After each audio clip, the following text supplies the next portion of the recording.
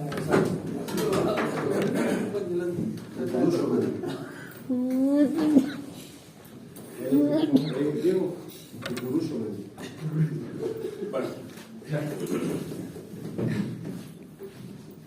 ayer vimos los grados de libertad, ¿recuerdan?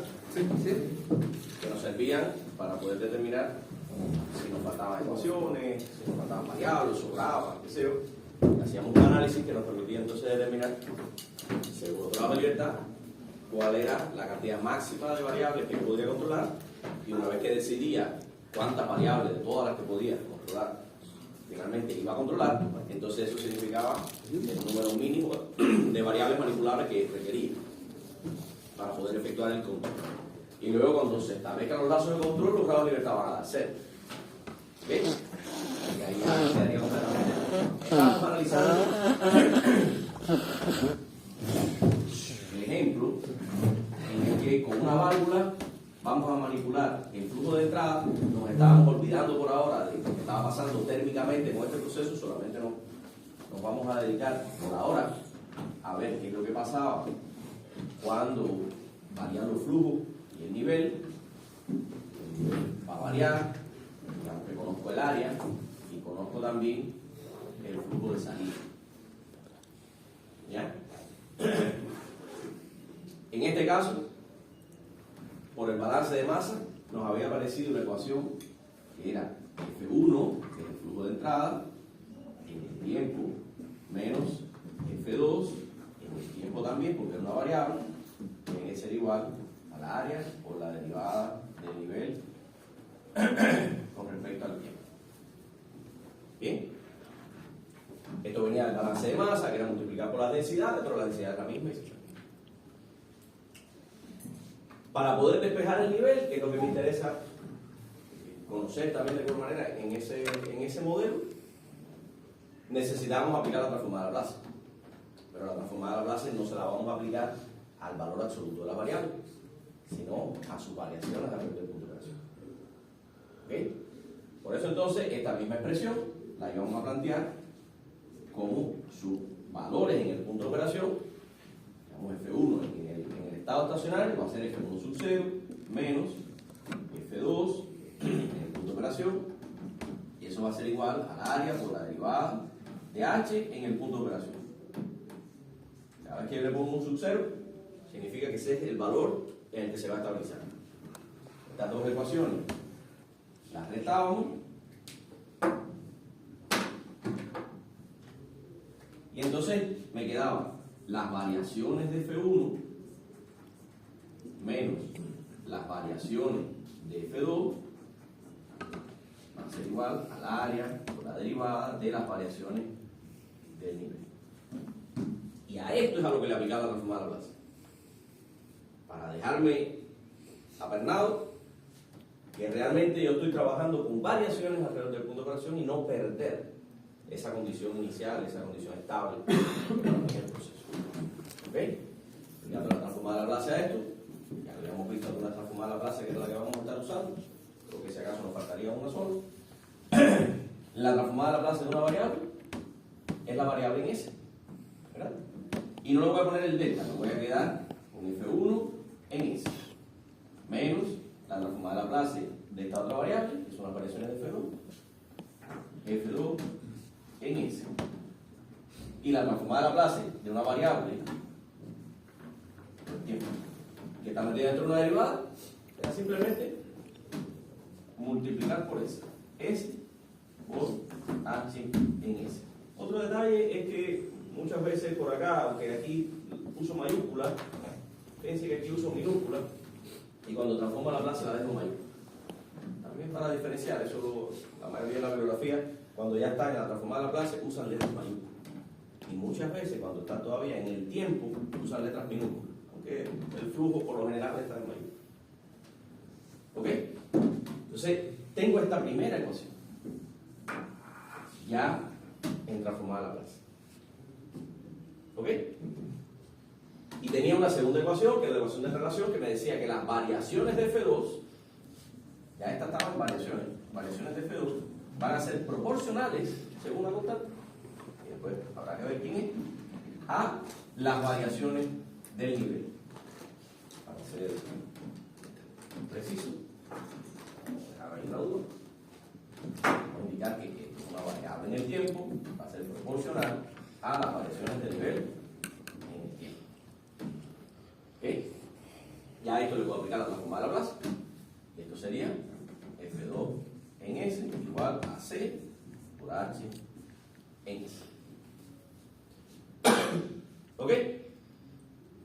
Y ahí tenía entonces ya una segunda ecuación transformada a Laplace. Fíjense que ya no estoy en el tiempo, sino que estoy en Laplace. Y justamente aplicamos la transformada de Laplace para, en particular en las diferenciales, poder despejar algebraicamente la variable sin mayor dificultad. ¿Ya? Porque adentro de la derivada no la podría sacar. Pero ya en la transformada de Laplace sí puedo trabajar sin ningún problema. ¿Ok? Así que yo voy a trabajar algebraicamente con eso y después voy a obtener el valor de la variable que yo quiero despejar, en este caso a lo mejor es el nivel o a lo mejor es F2, ahora vamos a hablar de eso. Y para poder volver a llevarlo al tiempo, aplicaré la antitransformada de Laplace. Y ahí no hemos llegado a nada. Vamos a hacer el análisis de los grados de libertad para este sistema. ¿Cuántas variables tengo?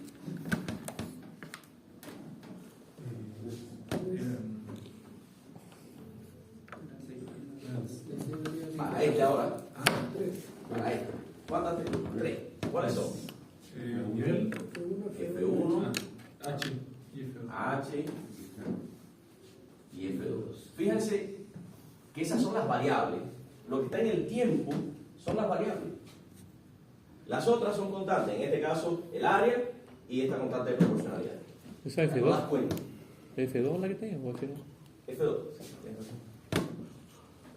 F2. ¿Qué estamos haciendo aquí? Por eso es el tiempo. Viendo cuántas, voy a hacer el análisis de los grados de libertad. Y lo primero que hago es ver cuántas variables tengo. ¿Ok? Y luego esas variables tendría que ver cuáles son entradas perturbadoras, entradas manipulables y salidas. ¿Cuál ustedes creen que sea una entrada perturbadora? F1. Ninguna. Ninguna. Ah, no. Porque todas las que están ahí, ya, F1 Manipulable. es manipulable, que es la entrada. ¿Verdad? Yo la puedo modificar. Es una entrada que yo puedo modificar.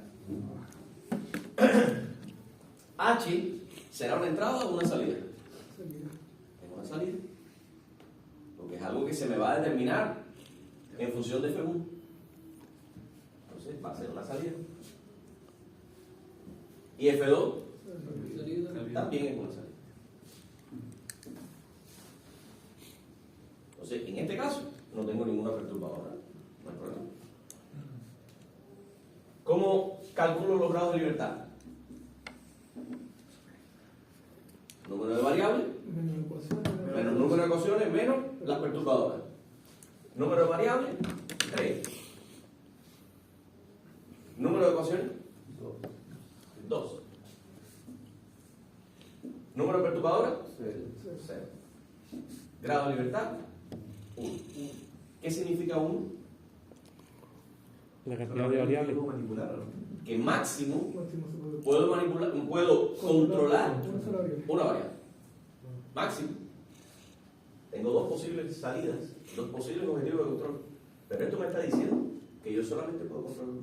Profe, ayer no me quedó bien claro. Esa variable, el 1 representa las salidas que yo puedo modificar, ¿sí? Que tú puedes controlar, en las que tú puedes cerrar un lazo de control. Tú vas a poder controlar. Tienes dos salidas, no hay duda. Sí. Tienes dos salidas, pero de esas dos solamente puedes controlar una. La otra no es que no la vayas a controlar, se va a estabilizar, Depende de... pero va a quedar dependiente de la que tú controles. Ah, ok. Claro. ¿Ok? Entonces, eso es lo que me está diciendo. Yo puedo controlar una, digamos que en el nivel, también podría pedir que controle F2, y una vez que ustedes decidan, ya voy a controlar una, ese 1 ahora sería el mínimo de variables manipulables que requieren. Por tanto, si deciden controlar una variable, necesitan mínimo una manipulable. ¿La tienen? Sí. Sí, pues no. F1. Así que ese sistema perfectamente yo lo podría controlar. Una sola. ¿Ok? Y ese sería el análisis de los grados de libertad para este ejemplo que es muy sencillo. ¿Ok? Y de esta ecuación, pues utilizamos aquella, sacamos un concepto muy interesante, que fue el concepto de la función de transferencia. Porque de aquí la idea es despejar el nivel. ¿Ya? Si yo despejo el nivel, me queda que es el inverso de A por S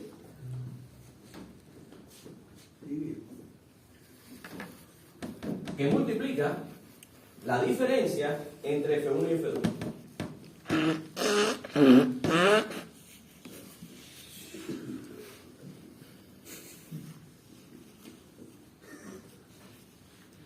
Y a esto le llamamos función de transferencia,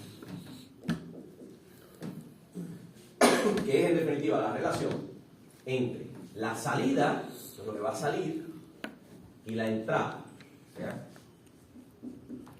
H en S entre F1 menos F2 es la función de transferencia.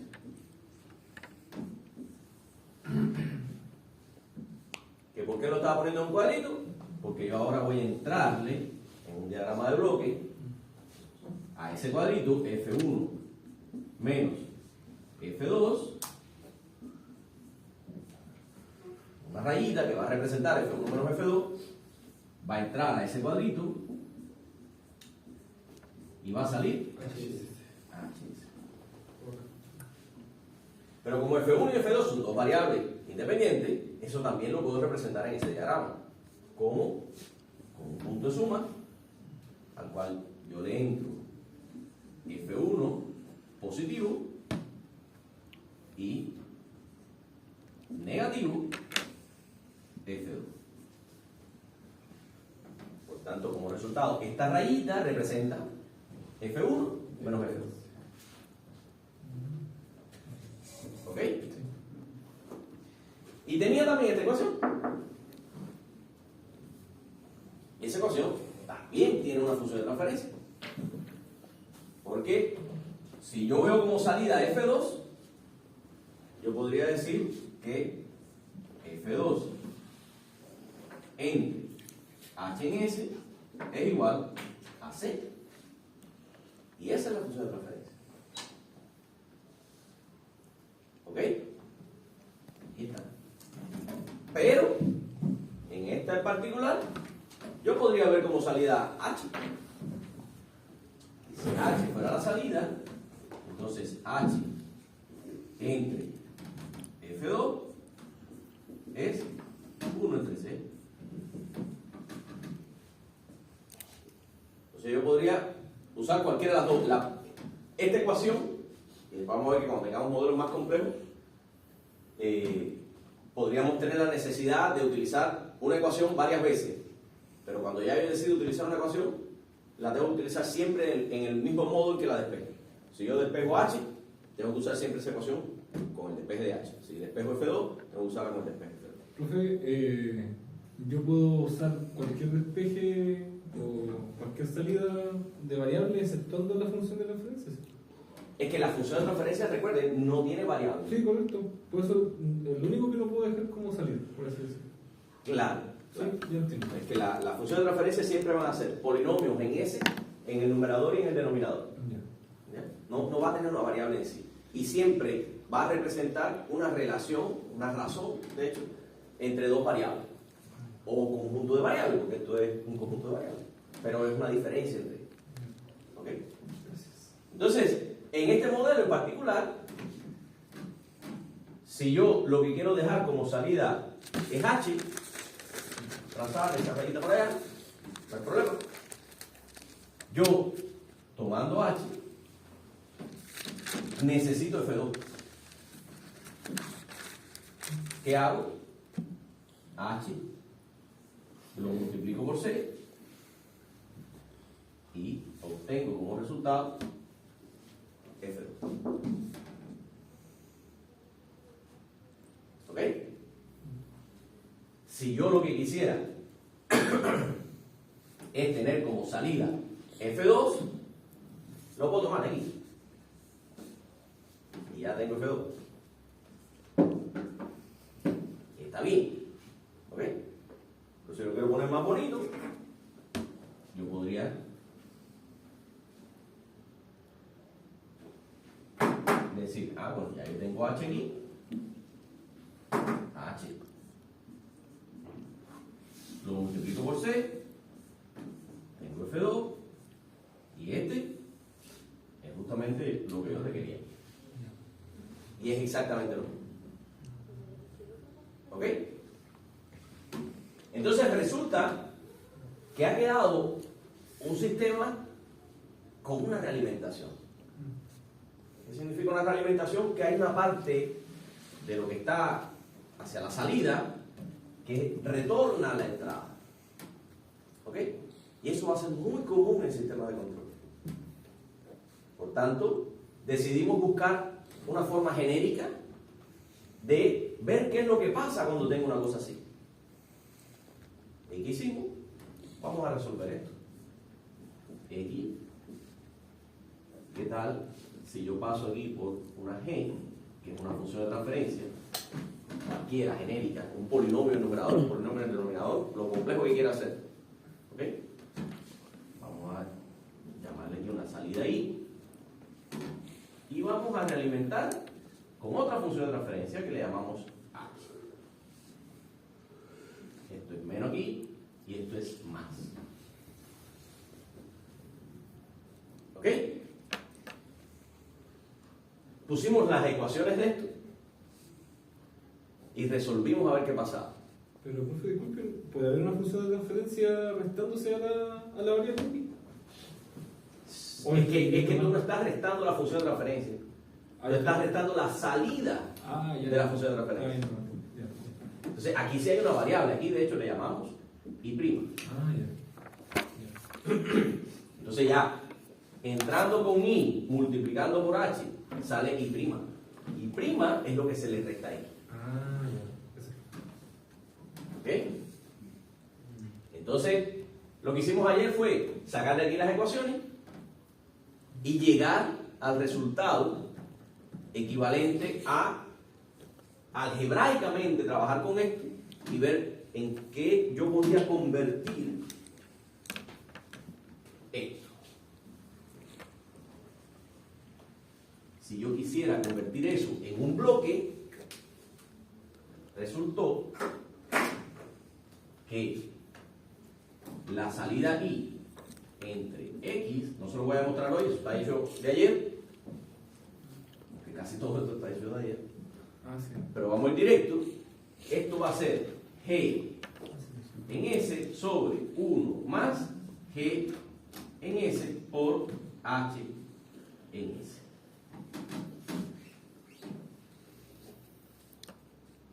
¿Qué significa eso?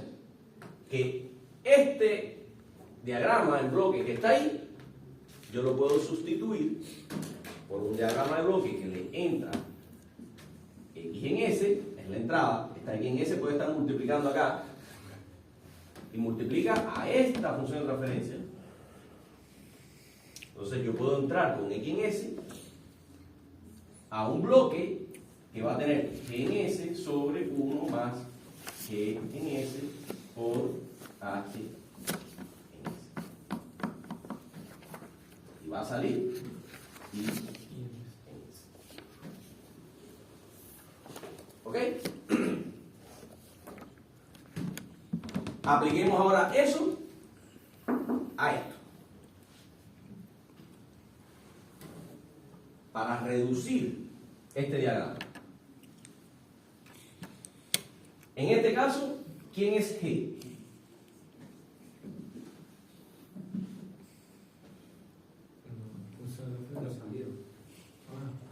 G es la función de transferencia que está en la trayectoria directa.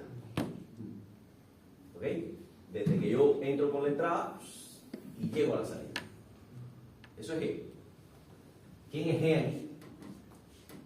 C partido por A por S. Efectivamente. El producto de estos dos bloques. C entre A por S. Eso es G.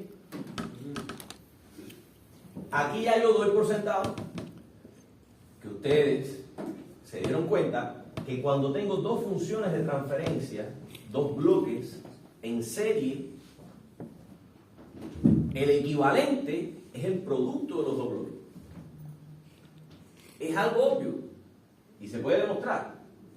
Vamos a hacerlo rapidito aquí. Si yo tengo X en S, G1 es una función de transferencia, vamos a ponerle aquí Z y vamos a poner aquí G2 en S. Y tengo aquí Y en S. ¿Quién es G1? G1 es en definitiva la salida Z entre X en S. Eso es G1. ¿Y quién es G2? La salida Y entre su entrada, la entrada de este Z, es G2. ¿Ok?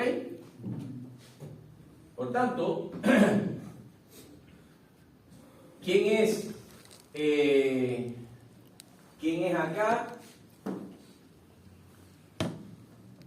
Vamos a hacerlo, ¿de qué manera se lo hago? Entrando con Z, aquí. Si yo de aquí despejo Y, digo que es G2 por Z, esto es en S también. Ojo, esto es una función de transferencia, no es una variable. Se pone en S también porque es una función de transferencia. Esto es una función de transferencia que está en S. Son polinomios en S, por eso se pone así. Pero no lo confundan con una variable en S. ¿Ok? Entonces, yo por una parte tengo esto. Y de aquí yo puedo despejar Z, que sería G1 en S por X en S. Esto es la función de transferencia. Esta Z yo la puedo poner aquí.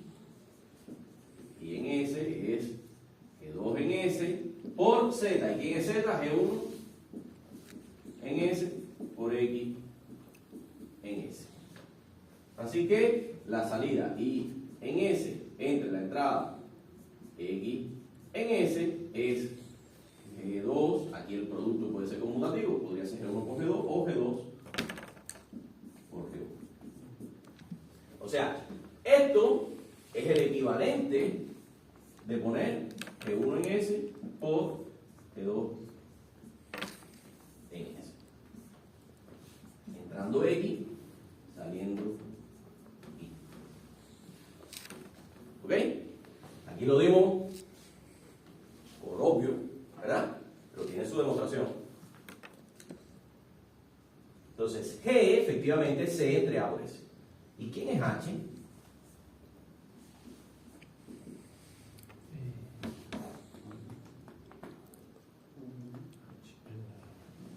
H es la función de transferencia de la realimentación. Entra I y sale I'. ¿Verdad? Y aquí no tengo nada. Pero si tengo. ¿Qué tengo? Uno. Un 1. O sea, esto yo lo puedo sustituir por un 1. Entro con F2, multiplico por 1 y salgo con F2. Por tanto, H vale 1. ¿Ok? Profe, disculpe, eso no me quedó muy claro. ¿Ya? Tú tienes aquí una raya, ¿verdad? Y aquí resulta que tienes una función de transferencia, una cosa rara ahí, puede ser un polinomio. ¿Ya? Aquí no lo tienes. No lo tienes explícito. ¿Ya? Pero sí está. ¿qué bloque tú puedes poner aquí para poder encontrar quién es H? Que no te altere lo que dice aquí. Aquí lo que dice es que a este bloque le entra F2 y le sale F2. ¿Qué cosa es ese bloque? 1. Porque le entra F2 y le sale F2. 1. ¿Ok? Fíjense que poner un 1 aquí a veces es importante, porque este 1 aquí podría servirles para poder poner el menos que va aquí. Imagínense un sistema que tenga una realimentación positiva. Y esto está hecho para una realimentación negativa. Por tanto, si aquí hay un más, esto no funciona. ¿Ok? Esto solamente funciona si aquí hay un menos. Entonces, si yo tuviera un sistema así, ¿cómo lo convierto en aquello? Un menos 1. Poniendo aquí un menos 1 y aquí un menos. Porque fíjense que la salida la voy a multiplicar por menos 1, pero voy a entrar a la negativa. Por tanto, es multiplicar por 1 2 veces. Y ya lo convertí en una realimentación negativa, ya puedo aplicar esto, pero ¿cuánto vale H? Menos 1. Por tanto, aquí me va a aparecer un menos 1 y este signo va a ser menos. En realidad, cuando la realimentación es negativa, aquí se suma G por H. Pero si la realimentación es positiva, aquí se resta G por H. Y después van a saber que cuando los sistemas tienen realimentación positiva, no sé si saben cuestiones de amplificadores y todo eso, pero los sistemas con realimentación positiva se hacen inestables. Los amplificadores empiezan a pitar. ¿Ok? Sin embargo, cuando tienen realimentaciones negativas, ahí sí los amplificadores funcionan bien porque son sistemas estables. ¿Ok? Bien, ya tenemos G, ya tenemos H, ya podemos aplicar esto. ¿Qué es lo que me queda como resultado de ese sistema? Si G es C entre A por S, eso es lo que va a haber aquí. O sea, ahora vamos a ponerlo así de esta manera. Y ya ahora con las letricas, ahora ya yo no tengo X, ya yo sé que ahora mi entrada y mi salida tienen nombre. Tienen cosas que para mí físicamente significan algo. ¿Quién es mi entrada? F1. ¿Quién es mi salida? F2. ¿Ok? Salida F2 entre la entrada F1, ¿a qué va a ser igual? A G. ¿Quién es G? C entre A S. Sobre 1 más G por H. C entre A por S por 1. ¿Ok? Si trabajo algebraicamente, este denominador viene para acá abajo, multiplica el 1 y multiplica el 1. ¿Se da cuenta? Así que lo que me va a quedar es C sobre A por S más, cuando multiplique aquí, se me va a ir a S por AS y me va a quedar la C. C.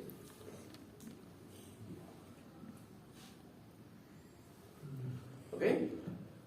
Entonces, toda esta cosa que parece una cosa rara, se puede reducir a un diagrama de bloque que es simplemente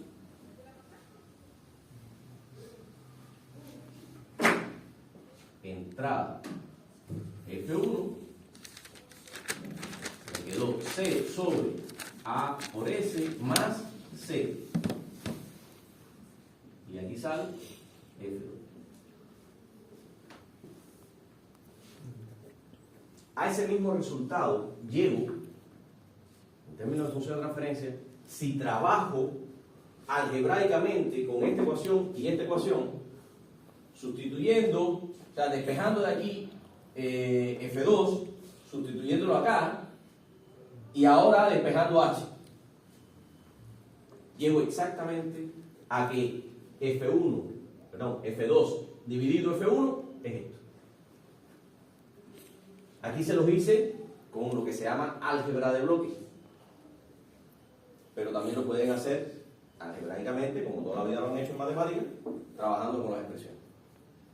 A veces es más cómodo cuando son cosas sencillas, trabajar con las expresiones, y otras cosas, cuando son diagramas más complejos, entonces es mejor hacerlo con el álgebra de bloques. Y eso es lo que quiero reforzarles un poquito hoy. Ya vimos el caso particular de lo que pasa con esa realimentación, su equivalente, que es G sobre 1 más G por H. Vimos acá lo que pasa con el producto. Cuando hay dos bloques en serie, se multiplican, ¿verdad? ¿Qué pasaría si yo tengo un bloque por aquí, un bloque por acá, que se suma?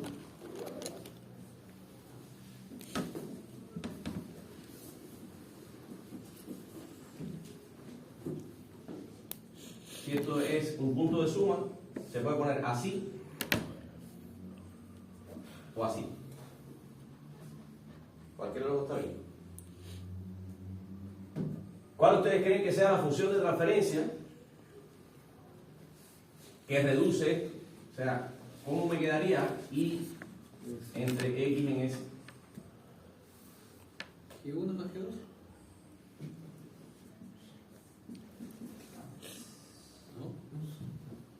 ¿Listo? Esa es la función de transferencia. No tiene más telaraña. O sea, este diagrama, que aparentemente es complejo, yo lo puedo sustituir por un diagrama donde entra X, sale Y, y es en definitiva la suma de eso. Muy bien. Pensemos ahora una cosita un poquito más compleja.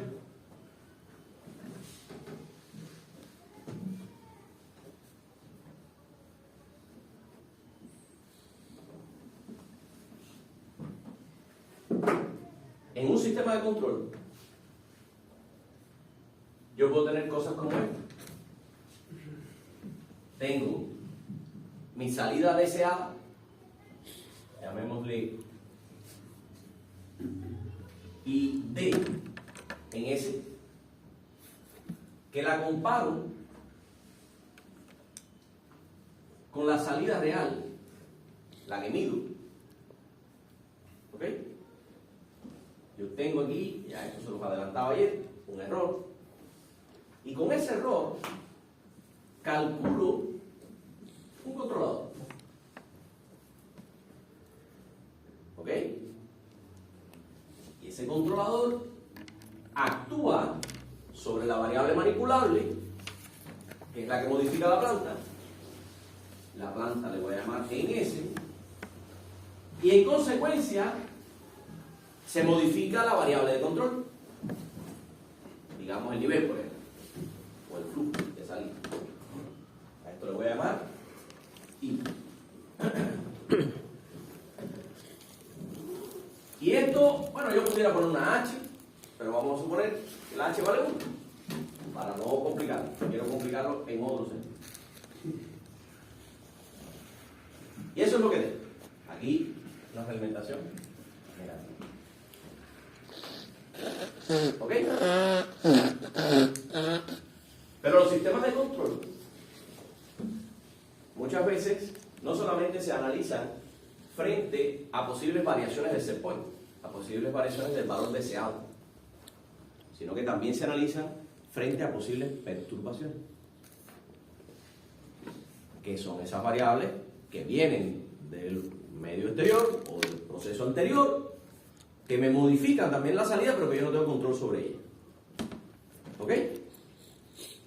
Vamos a suponer que a este sistema, matemáticamente, por alguna razón, por aquí le entra una perturbación.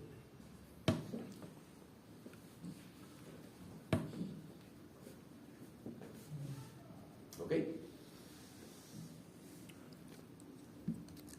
Una de las gracias de la transformada de Laplace, que también tiene toda su demostración matemática, pero como les insisto, yo no quiero hacerlo sufrir, yo quiero hacerlo que ustedes esto lo entiendan, una de las gracias de la transformada de Laplace, que siempre se le va a aplicar solamente a sistemas lineales, es que la respuesta de los sistemas que ustedes analicen con ella va a ser la sumatoria de todas las respuestas frente a cada una de las señales por separado. Es lo que se conoce como el principio de superposición. O sea, si yo quiero saber, recuerden que al final a mí lo que me interesa es saber cómo varía la salida ante variaciones en las entradas, ¿verdad? Ese es mi objetivo siempre. Si yo quiero saber cómo varía I cuando venga un técnico y me modifique el valor deseado, esta sería mi entrada y esta sería I. Y yo puedo hacer todo el análisis de qué es lo que pasa con eso, obviando la perturbación, asumiendo que por aquí está entrando 0, que sería la transformada de Laplace de una constante. Si la perturbación no cambia, o sea, si el valor de la perturbación no cambia, entonces su transformada de Laplace es 0, porque el delta de esa variable es 0. Su transformada de Laplace sería 0 por S, o sea, 0 en S, 0. ¿Ya? Si una variable no cambia, su transformada de Laplace es 0, porque recuerden que cada una de estas cosas representa las variaciones alrededor del punto perfecto. Por tanto, yo podría decir, listo, esto yo lo puedo determinar frente a variaciones de la entrada, el set point, y después digo, bueno, ahora esta es la que no varía. Vamos a ver qué pasa cuando varía esta otra. Y hago el análisis. ¿Ok? El resultado de si variaran las dos al mismo tiempo sería la suma de los dos resultados si las hago variar de forma independiente. ¿Bien?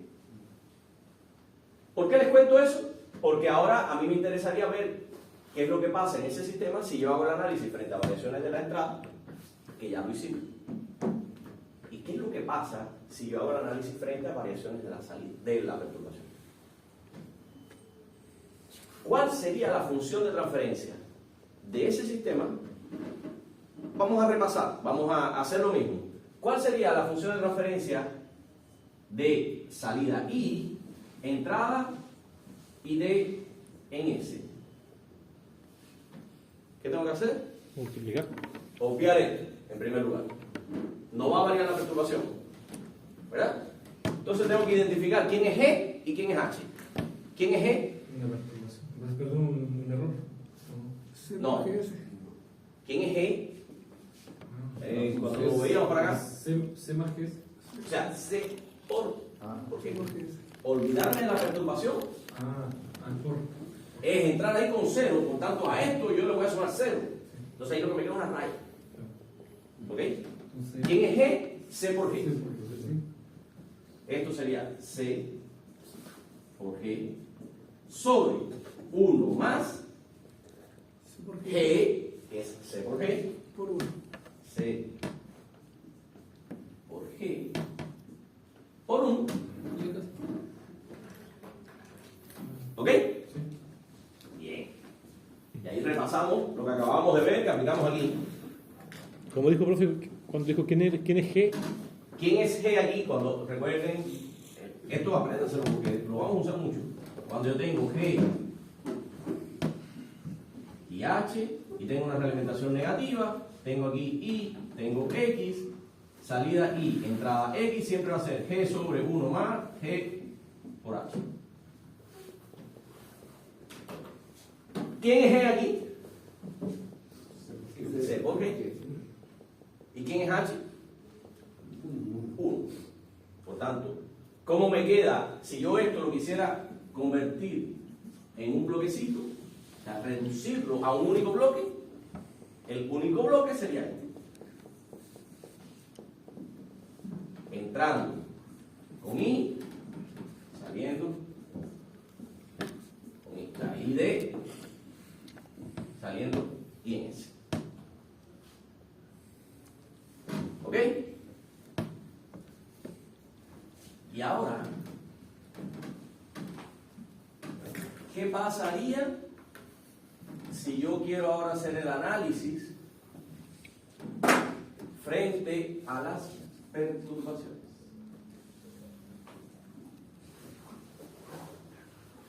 Ahora a mí me interesa Sería la suma. un bloque que le entre las perturbaciones y le salga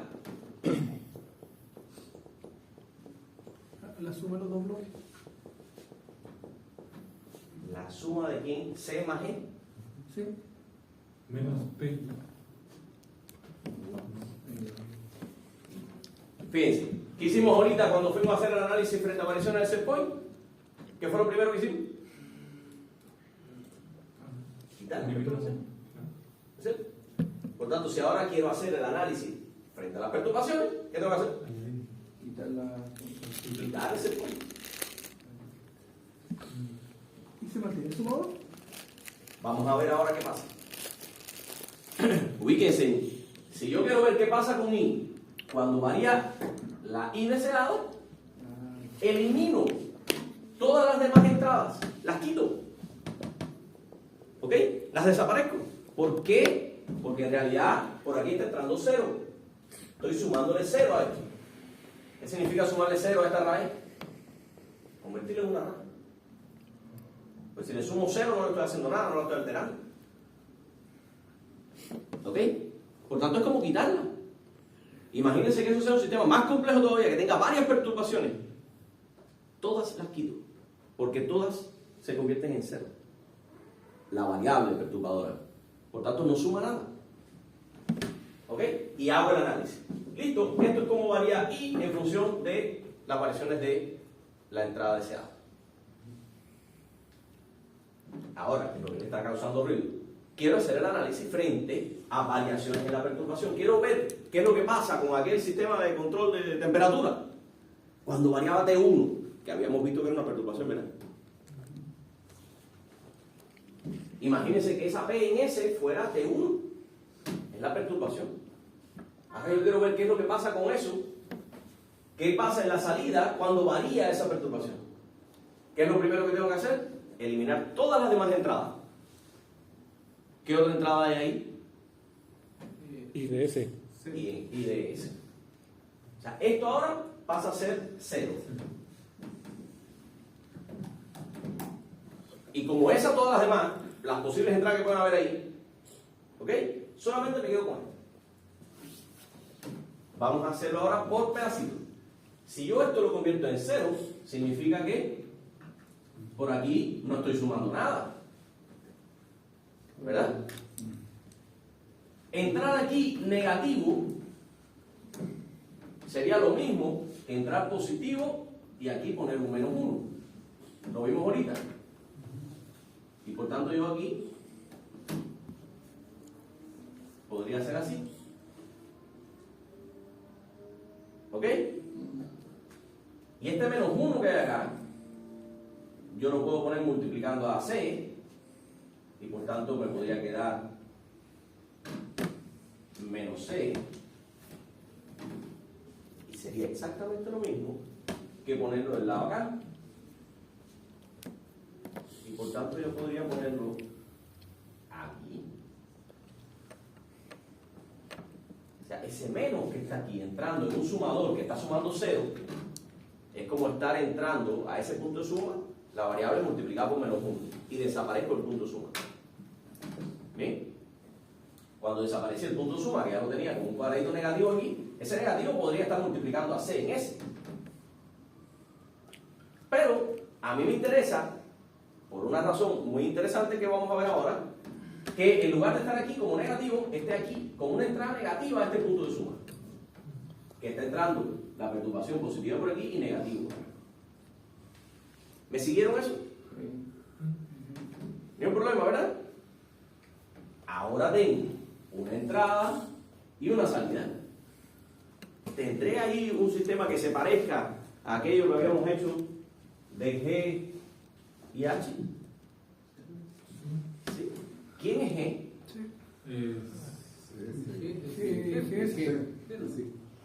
G. ¿Quién es? G en S. ¿Y quién es H? C. Fíjense que yo eso lo puedo reacomodar. poner este cuadrito acá abajo, ¿verdad?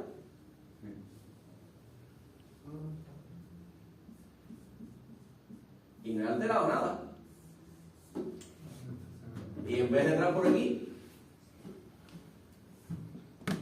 entro por aquí. Y este, en vez de entrar por acá arriba, y no he alterado nada.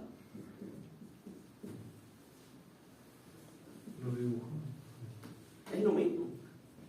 Lo único que hay que tener vista para eso. Pero es exactamente lo mismo. Y entonces ahora ya tengo identificado quién es G y quién es H. Vamos a aplicar ahora a lo que se me puede reducir eso. ¿En qué se va a reducir?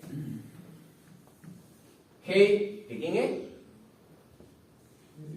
En S. Sobre 1 más G por H. G, que en S, y H. Entrada ahora en S, salida y en S.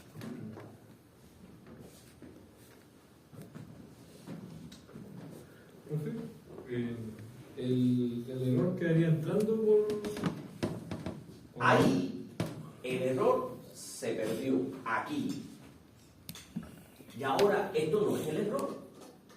El error como estado, cuando tú reduces los diagramas de bloque, las variables intermedias que pueden haber estado señaladas ahí en el diagrama grande, se van, se pierden. Es lo mismo que cuando tú algebraicamente tienes estas dos ecuaciones y tomas F2, que sabes que vale esto, y la colocas aquí. ¿Qué pasó con F2? Desapareció.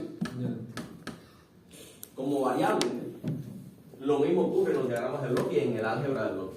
Cuando tú reduces, pierdes variables de las que estaban señaladas en el diagrama completo, que representaba todas las ecuaciones tal cual originalmente estaban. ¿Ok? Bien. Ese es otro análisis importante, cuando hay otras entradas en los diagramas de bloque. Y como mismo hicimos eso,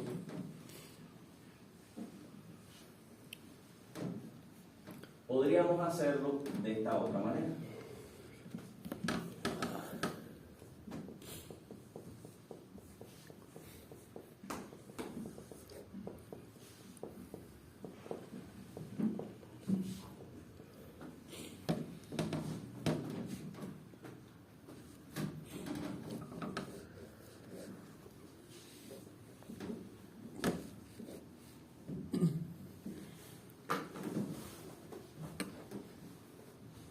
Los puntos de suma, yo los puedo mover del diagrama, sin quitarlo todavía. Yo podría este punto de suma aquí, colocarlo acá, como parte del álgebra de bloque. Si yo este punto de suma, en vez de entrar por aquí, quisiera entrar por acá, para no alterar el diagrama, ¿qué tendría que hacer? Tienen que pensar en que la trayectoria directa entre la variable que ustedes están modificando y la salida no se puede alterar, tiene que ser siempre lo mismo. Y los lazos que existan en el diagrama tampoco se pueden alterar. Esas son dos condiciones fundamentales para poder trabajar con los diagramas de bloque. Cualquier modificación que ustedes hagan, no se pueden alterar las trayectorias directas, ni se pueden alterar los lazos. Entonces, fíjense, ¿cuál sería la trayectoria directa para llegar de P a I? Tengo que pasar por G. Y llego ahí. Si yo quisiera este punto ponerlo acá,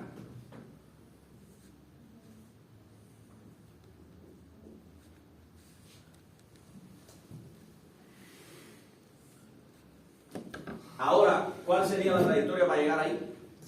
Sí, C por G para llegar ahí, ¿verdad? Pero eso tiene que seguir siendo G, porque no lo puedo haber alterado. ¿Qué tendría que hacer? No puede ser como un tipo de puente, pienso yo. No, Obviando, sí, no. no. Ok, lo puse del lado acá de la C. Ahora cuando entre por aquí, voy a multiplicar por C y multiplicar por G para llegar ahí. Yo lo que puedo hacer es agregar bloques. Para el otro lado y el otro lado el inverso. O sea, lo pasé por aquí y aquí yo pudiera poner un bloque que sea el inverso de C. Entonces ahora, ¿cómo llego hasta ahí? 1 entre C por C por G.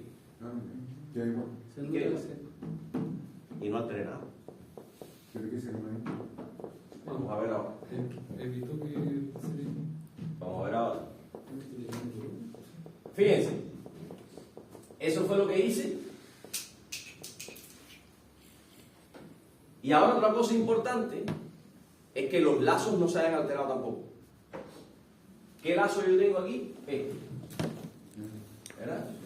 Y sigue siendo C por G. Vengo aquí y no pasa nada. ¿Ok? Este punto de suma, ¿qué tal si yo lo pongo aquí? ¿Altero algo? No, sigue siendo lo mismo. ¿Y qué tal si yo lo pongo del lado acá? Sigue siendo lo mismo. Entonces, simplemente con eso les estoy diciendo cómo mover los puntos de suma si es que en algún momento, en un diagrama que ustedes tengan, les hiciera falta moverlo, para poder llegar, por ejemplo, a un sistema sencillo de G sobre 1 más G por H. Fíjense que yo moví ese punto de suma para acá, y aquí ahora me ha quedado, sin tener que estar pensando que, bueno, aquí ahora podría quitar y ver qué es lo que pasa. Quizás, para alguien, le sea cómodo mover el punto hacia acá, darse cuenta que aquí tiene G sobre 1 más G por H, ¿que cuánto sería? Sería C por G sobre 1 más C por G. Sería ese bloque, y aquí entrando con 1 entre C y P en S, salida I. ¿Se dan cuenta que es lo mismo? Y ahora el producto de este por este, ¿qué es lo que me da? Me daría G sobre 1 más C por G. ¿Verdad? No, porque 1 entre C, al multiplicar aquí, se te va a C con C y te queda solamente la G. Te queda G sobre 1 más C por G. Cuando hicimos todo aquello que tuvimos que el menos 1 y que no sé qué, y pompa aquí, pompa allá, obtuvimos lo mismo. Ahora lo que hice fue, con el álgebra de bloques, respetando las leyes del álgebra de bloques, las condiciones que no se pueden modificar, moví el punto de suma para acá, pero me di cuenta que podía estar por aquí, y además que podía estar acá, y no altero nada. Y entonces aquí me queda un sistema simple, que lo puedo resolver, que claro que después lo tengo que multiplicar por 1 entre C, y fíjense que llegué exactamente a lo mismo. ¿Ok? Lo mismo podría suceder que me convenga, por alguna razón, lo que esa sí es un poquito más extraña, ponerlo para acá. Profesor, disculpe, es que como yo no vine ayer, como para tratar de entender un poco el trasfondo de todo, porque he entendido todo, pero así como separado, en el fondo, estos son, por decirlo de alguna manera, tips para ir simplificándolo. Claro, ya. claro, ya. ¿Por qué les recordé esto? Para que se ubicaran que estamos hablando no de cosas abstractas, sino de cosas que van a salir, porque fíjense que este modelo es una cosa así. ¿Ok? Entonces esto yo tendría que simplificarlo. Estamos trabajando con cosas muy sencillas, o sea que la verdad que simplificar eso tampoco que gane mucho. ¿Ya? Pero imagínense cuando eso sea una cosa con otra, que les voy a poner una hora. Ya. Entonces, ¿cómo simplifico diagramas como este? Tengo que saber qué es lo que pasa cuando tenga una realimentación. La simplificación es esta. ¿Qué es lo que pasa cuando tenga el producto? O sea, el producto no, dos bloques uno al lado de otro. La simplificación es el producto. ¿Qué es lo que pasa cuando tenga dos bloques que se suman en paralelo? La simplificación es la suma. ¿Ok? ¿Qué es lo que pasa si yo tengo un punto de suma porque tengo varias entradas y quisiera moverlo? Lo puedo mover, pero tengo que multiplicar por su inverso. Por el inverso del bloque que me salté. Sí. ¿Ok? ¿Y qué es lo que pasa si yo quisiera ponerlo acá?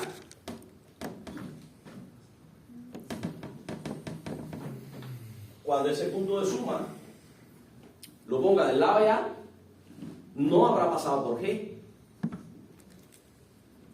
¿Verdad? Si yo el punto de suma,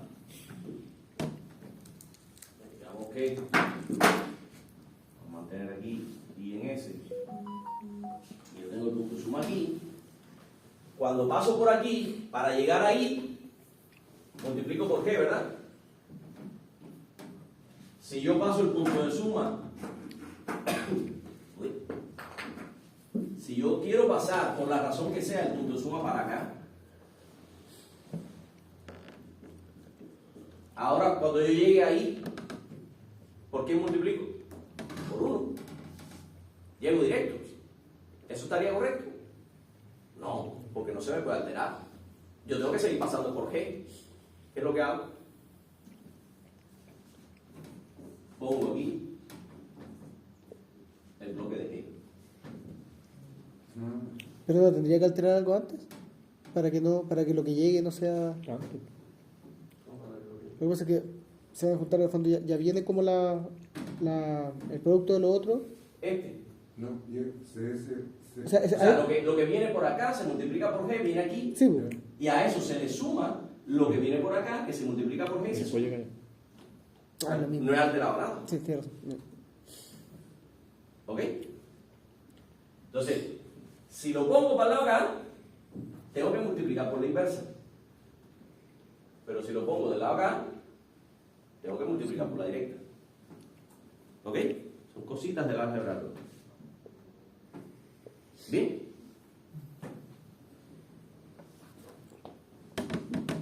Les voy a poner un sistemita relativamente sencillo. Vamos a llegar rápidamente a su modelo y vamos a resolverlo.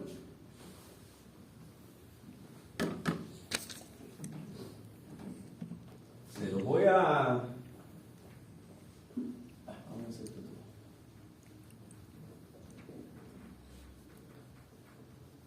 El modelo voy a ir directo a las ecuaciones.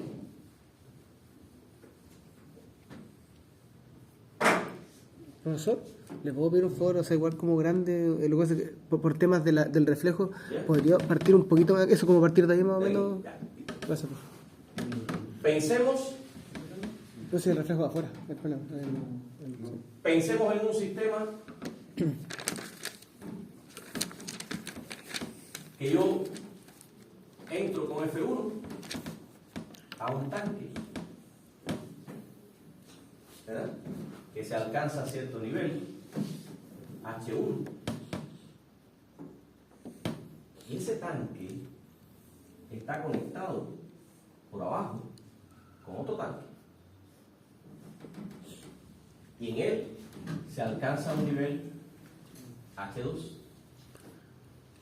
Y de este otro sale un flujo. Digamos que entro F1, se llena de agua empieza a pasar agua por aquí, vamos a llamarle aquí F2, un agua que está circulando para acá, que llena este tanque y empieza a salir por aquí F3. Profe, disculpe, ni en F2 ni en F3 hay válvulas, ¿cierto? No, Ya. no hay válvula. Ya. Son tuberías. Del balance de masa, que va a quedar exactamente igual a lo que habíamos visto para un único tanque, si yo analizo este tanque, ¿qué ustedes creen que obtenga como ecuación? Sería F2. F1. Perdón, F1. Voy a aplicar ya la transformada de Laplace, porque voy a llegar a lo mismo, se lo garantizo. F1 menos lo que sale, ¿verdad? F2. Que es F2. Igual aquí. Vamos a llamar aquí que conozco A. No, supone que los dos tanques son iguales. A. El área de la sección transversal del tanque. Esto sería A por S por H1 en S. ¿Ok? Eso es lo mismo que habíamos tenido antes. Y en el segundo tanque, ¿qué ustedes creen que pasa? Entra F2 y Menos. sale F3. Va a pasar exactamente lo mismo. Por tanto, me va a quedar F2 menos F3 igual a por S por H2 en S. ¿Ok?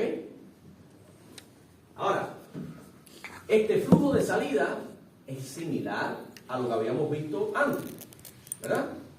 Yo puedo decir que las variaciones de este flujo son proporcionales a las variaciones del nivel que lo provocan. Porque esta columna líquida que hay aquí en este tanque es lo que provoca que salga flujo por ahí. ¿Verdad? Entonces yo puedo decir que las variaciones de F3 son proporcionales a las variaciones de H2 y eso lo puedo escribir. Voy a llamarle a este C2, ahora vamos a ver por qué. Que lo que puedo decir es que las variaciones, porque recuerden que ya estoy aquí aplicando la transformada de Laplace, eso fue un delta que hubo por ahí en algún lado. Las variaciones de F3 son proporcionales a las variaciones de H2. ¿Ok? Hasta ahí nada nuevo. Esto era el balance de masa similar al ejercicio anterior, este es otro balance de masa similar al ejercicio anterior, esto es el flujo de salida similar al ejercicio anterior. Ahora pensemos un poquito en este flujo. Es un flujo que también va a ser proporcional a este nivel, ¿verdad? Pero solamente depende de este nivel.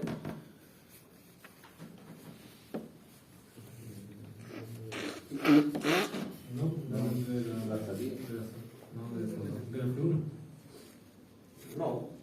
O sea, ¿por qué habría de existir este flujo? Por la diferencia entre los dos niveles. Si estos dos tanques se llenan al mismo nivel, ¿ustedes creen que por aquí circule algo? No, porque las presiones serán las mismas. Y si las dos presiones en los extremos de esta tubería son las mismas, no circulará. Solamente circularía si la presión aquí fuera mayor que la presión acá. Lo cual implica que este nivel, y no por gusto lo dibujé así, tiene que ser mayor que este nivel. Porque si no, no hay circulación de F2. ¿Ok? Entonces, lo que yo puedo decir es que F2 va a ser proporcional, le voy a llamar C1 porque es el primero, ¿verdad? Después era F3. Va a ser proporcional, las variaciones de F2 son proporcionales a la variación de la diferencia entre los dos niveles, porque lo que provoca F2 es la diferencia entre los dos niveles. ¿Ok? La variación de esa diferencia es lo que provoca variaciones en F2. Por tanto, esto es, F2 es proporcional a la diferencia entre H1 y H2. ¿Se entiende eso? Vamos a poner eso en un diagrama de bloque. Profe, disculpe, pensaba que me choca un poco que no haya ninguna válvula o algo cerrando F3. O no, o así. No te hace falta en este sistema. No hace falta. Tú puedes ponerla, ¿ya? Pero de todos modos, sí o sí, cuando este sistema llegue a su estado estacionario, ¿cuánto tú crees que va a valer F3? Es que eso, a lo mejor yo estoy equivocado, pero siento que no es cero. Porque... No, por supuesto no va a ser cero. ¿Ya? Si tú estás entrando con F1 y llenaste este tanque, y eso hizo que circulara F2 y llenó un poquito este, siempre menos que este, porque si no, no habría F2. ¿Ya? Y esta altura que provocó una presión aquí, provocó que circulara agua por aquí también, porque esto está descargando a la atmósfera. ¿Ya? Entonces va a haber un F3. Y esto se te va a estabilizar en un momento. ¿Cuándo? Si yo por aquí te digo que tengo 2 metros cúbicos por minuto, ¿en qué valor tú crees que se te va a estabilizar F3? 2 metros cúbicos. Exactamente lo mismo. Porque en estado estable, lo que entra tiene que ser igual a lo que sale. ¿Verdad? Por tanto, aquí sí o sí van a haber 2 metros cúbicos por minuto.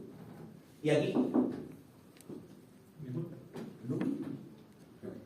F2 tendría que ser 2 metros cúbicos por minuto. ¿Ok? Por tanto, este nivel se va a estabilizar en un valor tal que la presión que él provoque aquí abajo, menos la presión que provoque este otro nivel, porque este tanque igual se tiene que llevar aquí abajo, de una diferencia de presión que te provoque que circule exactamente lo mismo que está entrando. Y luego, F3, como estamos hablando de que el sistema se estabilizó, alcanzó el mismo valor que está entrando. Que es exactamente el mismo valor que está entrando. ¿Ya? ¿Cuándo se alcanza eso? Cuando aquí haya un nivel suficiente para que la presión esta, menos la presión atmosférica, te provoque exactamente ese mismo nivel, ese mismo flujo. ¿Bien? Si tú pones, por tanto, una válvula aquí, independientemente de que esté abierta al 10%, al 50% o al 60%, no puede estar cerrada completamente, porque si está cerrada completamente simplemente no te está saliendo nada, así que esto no se te va a estabilizar, se te va a desbordar los tanques. ¿Ya? Pero si estuviera un poquitico abierta nada más, la cantidad que sea, independientemente del valor de esa válvula, sí o sí, en estado estacionario, van a circular 2 metros cúbicos por minuto. Por tanto, esa válvula no tendría sentido, porque en su estado estacionario, el flujo, de todos modos, ¿quién lo determinó? Esta gente. Eso también en sistemas de control igual se estudia. ¿Por qué? A lo mejor a ti no te hace falta poner la válvula aquí, te hace falta ponerla acá. ¿Por qué? Porque si te das cuenta, digamos que el flujo es la producción. Si tú pones la válvula delante, tú estás produciendo justo lo que entres. Tú decides cuánto vas a producir, ¿verdad? Porque cuando tú ajustes esta, vas a estar ajustando F1 y por lo tanto tú vas a producir F1. ¿Bien? Bueno, esa es una producción que te llena los almacenes y luego viene la gente, compra y va a comprar. ¿Sí? Pero hoy por hoy, las producciones no son así. Hoy por hoy tú produces bajo demanda y te evitas los almacenes. En un sistema de control, ¿cómo sería producir bajo demanda? Tener la válvula acá. Porque el cliente te demanda cuánto él quiere que salga por ahí. Sin estar botando por gusto y llenando los almacenes o quedándote sin esto. Entonces ahí tú pones la válvula acá. Pero claro, tú tienes que tener una garantía de que por aquí te esté entrando suficiente como para que tú puedas producir aquí lo que te demanden. Entonces ahí está la diferencia de cuándo pones las válvulas al principio del sistema y cuándo las pones en la salida. Si vas a producir bajo demanda o vas a producir para llenar un almacén y tener siempre. Entonces vamos a ver qué pasa con este modelo. ¿Qué pasa con esto? Vamos a irlo poquito a poco metiendo en un diagrama de bloque. Por lo general, de las ecuaciones diferenciales, recuerden que estas dos fueron las que salieron de ecuaciones diferenciales. De las ecuaciones diferenciales, por lo general, se despejan las variables que estaban dentro de la derivada. Por lo tanto, de esta ecuación, lo más seguro es que lo que me convenga sea despejar el nivel H1 y de esta lo que me convenga sea despejar el nivel H2. ¿Verdad? Entonces, pensémoslo así. Yo quiero de ahí despejar el nivel H1. ¿Y quién es H1? Sería F1 menos F2 por el inverso de A por S. ¿Verdad? La función de transferencia, salida H1, entrada F1 menos F2, sería 1 entre A por S igualito que antes. ¿Ok? Por tanto, yo tendría F1 menos F2, 1 entre A por S, y aquí tendría H1 en S. ¿Ok?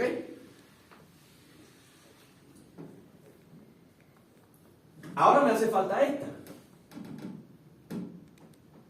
Pero esta requiere F2 menos F3, el inverso de A por S, y tengo como resultado H2. ¿Verdad? Pero F2,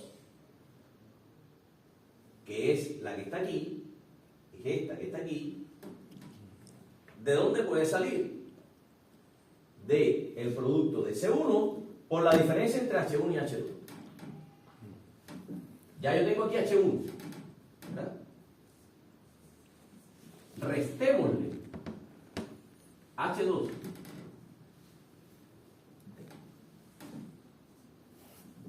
Fíjense, H1 menos H2 lo multiplico por C. Vamos a este es C1. ¿Y qué tengo aquí? F2. F2.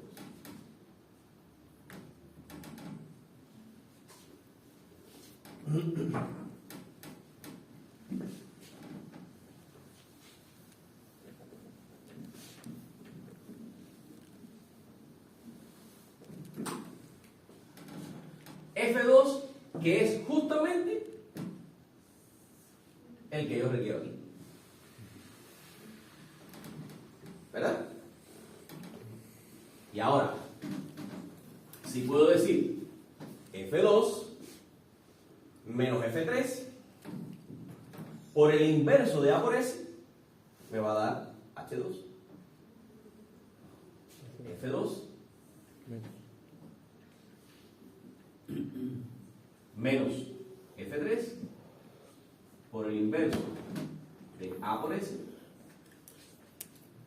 me va a dar H2. Y H2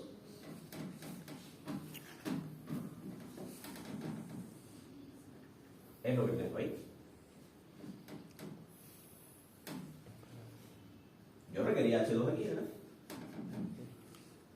Y ya lo tengo allá. Y H2, si lo multiplico por C2, obtengo F3.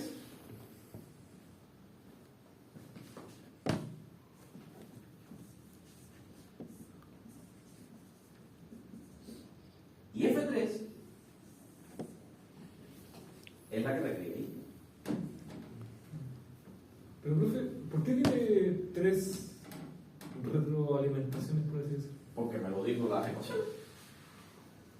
Yo no sé cuántas tiene ni va a tener. Yo estoy poniendo estas ecuaciones en un diagrama de bloque. Y me sale lo que me sale. ¿Ok? ¿Hay alguna contradicción entre ese diagrama y estas 4 ecuaciones? No, es eso. Entonces, ese sistema tiene esta realimentación por aquí, tiene esta realimentación por acá y tiene esta otra. Esa es su representación en bloque. Ya estamos hablando de una cosa real, porque esto existe en plantas. Entonces, ese diagrama de bloque es una cosa real. Hay cosas así, y de hecho las hay peores. ¿Ok? Hay diagramas más complicados que eso. Y eso al final yo lo tengo que controlar. Piensen ustedes que yo necesite controlar F3 modificando F1. Por lo tanto, yo tengo que entender cómo cambia F3 si yo modifico F1 con un controlador. Entonces yo tengo que lograr entender qué función de transferencia me queda ahí para poder hacer pruebas con ella y poder diseñar un buen controlador para ello. ¿Ok? ¿Cómo rayo ahora reduzco eso? ¿Cómo logro compactar y llevar a una función de transferencia?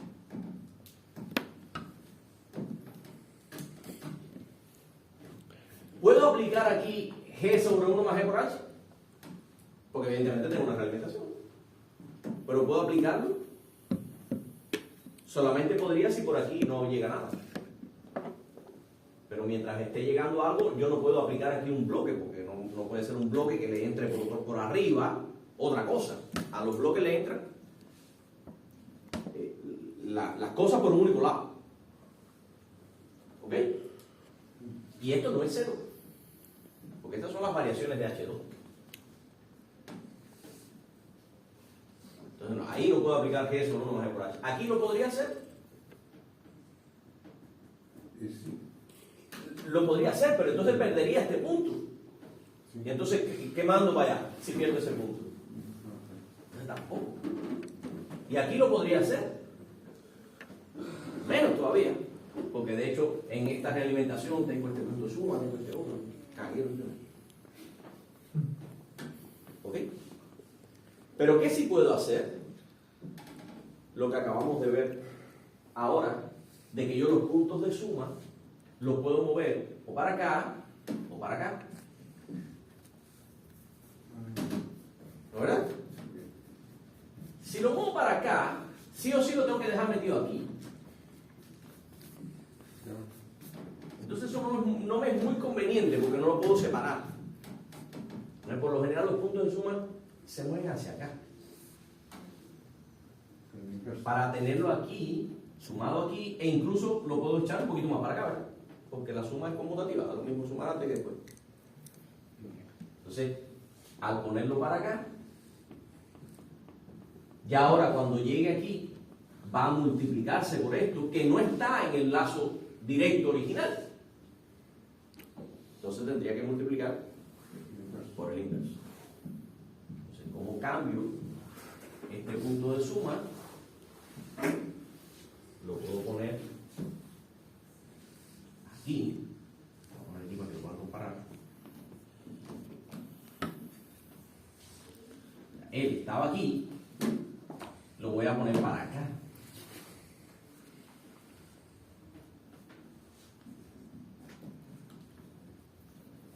Sigue siendo aquí F2 negativo.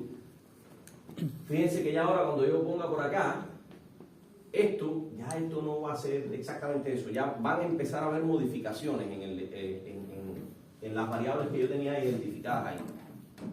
Es como cuando yo sustituyo ecuaciones unas en otras y empiezo a perder variables. Entonces digamos que lo pongo para acá, pero para poder ponerlo para acá tengo que multiplicarlo por el inverso. ¿Quién es el inverso de este? A ese. A por ese. Y él está entrando negativo aquí, así que por aquí va a estar entrando negativo. ¿Por dónde está entrando negativo? Por aquí. Porque es la diferencia entre H1 menos H2 lo que provoca el flujo, lo que provoca las variaciones proporcionales a F2. Aquí está entrando negativo, por tanto acá sigue estando negativo, que es este menos que hay aquí, pero como ahora está pasando por esto, para que cuando llegue aquí se elimine ese efecto que no estaba en el original, multiplico por su inversa. ¿Por qué dijo que no lo ponen en el punto de suma que está F2? Ahora lo vamos a ver. Lo puedo poner aquí, lo puedo poner aquí arriba o lo puedo poner acá. Da igual, porque la suma es conmutativa. ¿Ya? Y me conviene ponerlo ahí, lo vamos a ver dentro de un momento. Disculpe que le interrumpa, pero estamos a la hora de... Sí, los reportes de... ¿Está fuera? Rapidito, para que vean lo que pasa. Ya. C1, ven aquí.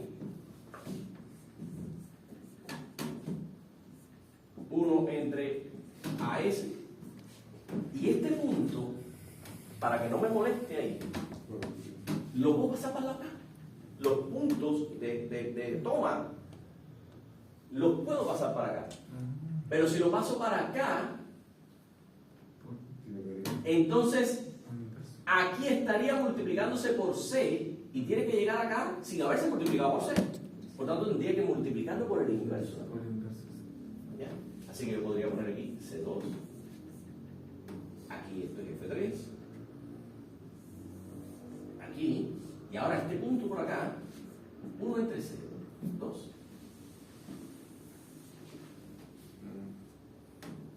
Y ahora se los dejo de tarea.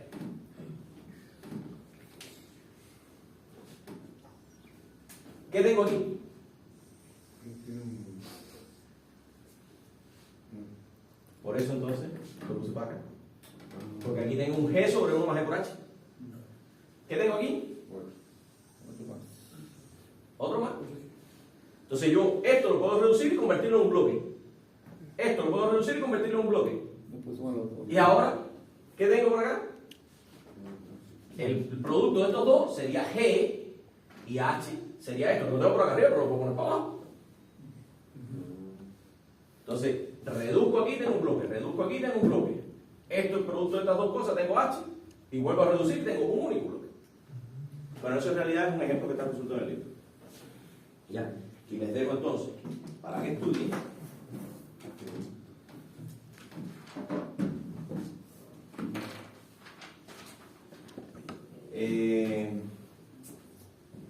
busquen el ejercicio 2.1 de la página 28. Busquen el ejemplo A del 2 al A. ¿Era el 2? Ah, no, es que esto es A2, 1 al A2, 5. Esto es un ejemplo, estos son otros ejemplos. Y ejercicios, problemas, que no están resueltos. Esto está resuelto. Esto es uno que está resuelto y estos son 5 que están resueltos. De estas mismas cosas. Y por problemas pudieran ver el B2.1 hasta el B2.8. Todo eso está en el texto. Tienen ejercicio resuelto para estudiar. Uno de ellos es este. Pero con bloquecitos aquí. G1, G2, G3. O sea, aquí tiene un G, aquí tiene un G, aquí tiene un H. ¿Ya? Y yo se los puse para que vean que eso no era mentira. En el libro está como que son una G. No te dice de dónde son. Y aquí les estoy diciendo, eso es verdad. Eso existe en la vida real. ¿Ok? Entonces, en el del libro está como genérico, pero ustedes ya saben que eso sí es de verdad. Está resuelto en uno de estos, no me acuerdo cuál. Y tienen varios para estudiar y verlos. Y después estos, que son los que estaríamos resolviendo el próximo sábado. ¿Ok? El viernes, pero un pedacito de teoría que nos falta, el sábado hacemos ejercicio de eso. ¿Ya? Pero ahí tienen que estudiar. Listo.